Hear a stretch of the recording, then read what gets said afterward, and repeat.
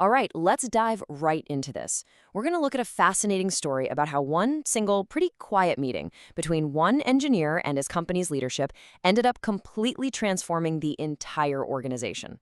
It's just a perfect example of how, sometimes the biggest, most massive changes can start with the absolute smallest acts.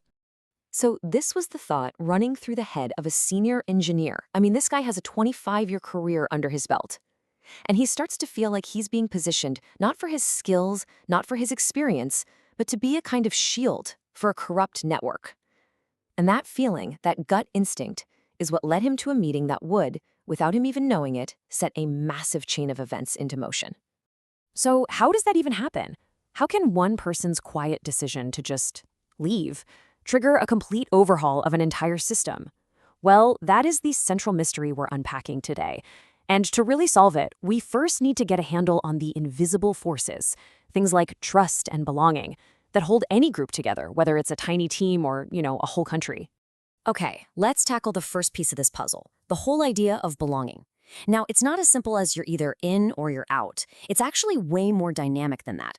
Yeah, so instead of thinking about belonging like a light switch, on or off, I want you to picture it more like a dial, a volume knob. It's constantly being turned up or down by all these little social signals.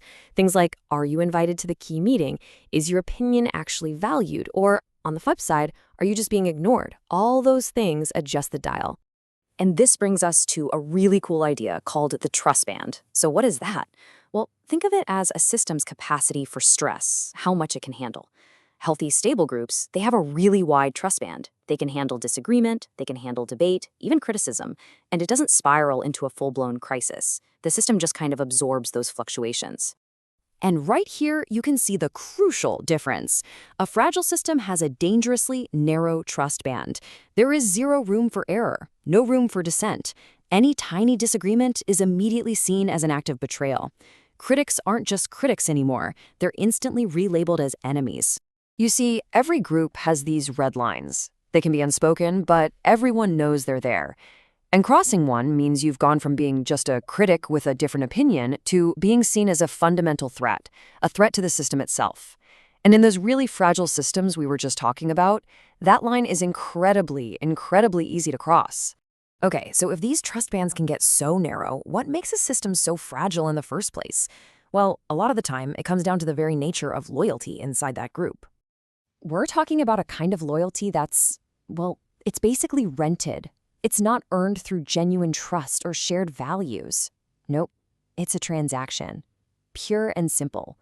As long as the benefits, the power, the money, the status, as long as that stuff keeps flowing, the support is there. But, and this is a big but, this creates a massive hidden vulnerability. Think of it like this. All the alliances in this kind of system behave like little fluid particles. Everyone is just flowing along the path of greatest benefit. They're just following the money or the power. And what that means is that even a tiny shift in who controls the resources can cause a sudden, massive, and totally unpredictable realignment of support. Everybody just rushes to the new source of benefits. The whole thing is just incredibly unstable.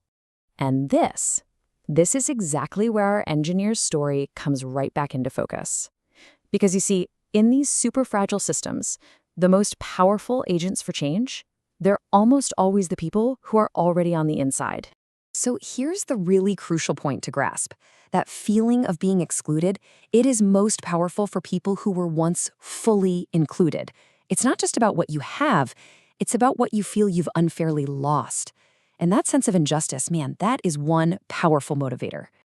When an insider decides to leave, it's not just a resignation. No way. It is a powerful signal. Why?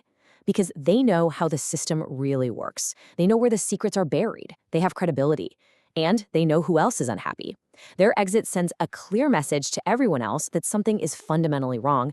And you know what? That can give other people the courage to finally act. Look, this isn't some impulsive decision. It's a journey, really. It all starts when a person feels their own moral lines have been crossed. Then it gets worse. Their professional identity, their dignity, it all comes under attack.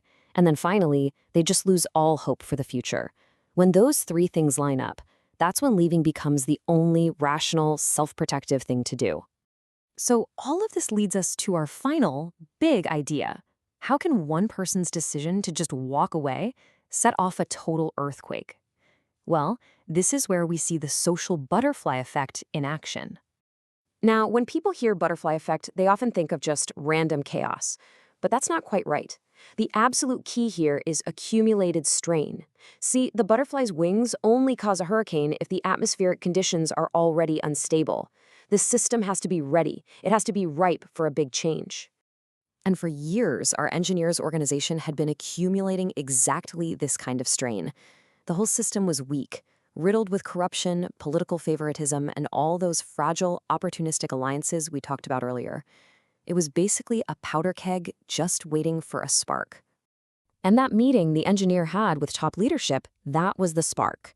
By calmly, methodically documenting the corruption he had seen and then formally requesting to retire, he created a small but absolutely critical disturbance.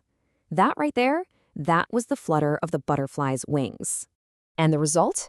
It was a cascade, a total domino effect. His single, quiet act triggered official investigations. All those opportunistic alliances we talked about, the ones built on benefits, not trust, they just crumbled under the pressure. The corrupt network got exposed and then excluded, and it led to a complete overhaul of the company's governance. The system was basically forced to rebalance itself. But this powerful dynamic isn't something that just happens inside corporate boardrooms. Not at all. It plays out on a much, much larger scale, in our cities and in our societies. That feeling of being excluded, of being denied your status, your dignity, a fair shot, that is one of the most powerful forces in human society, period. It's what drives change at every single level, from one little department in a company to a massive sprawling city. The scholar Mustafa Dikech puts it perfectly. He argues that we often misread things like urban revolts as just meaningless, random outbreaks of disorder.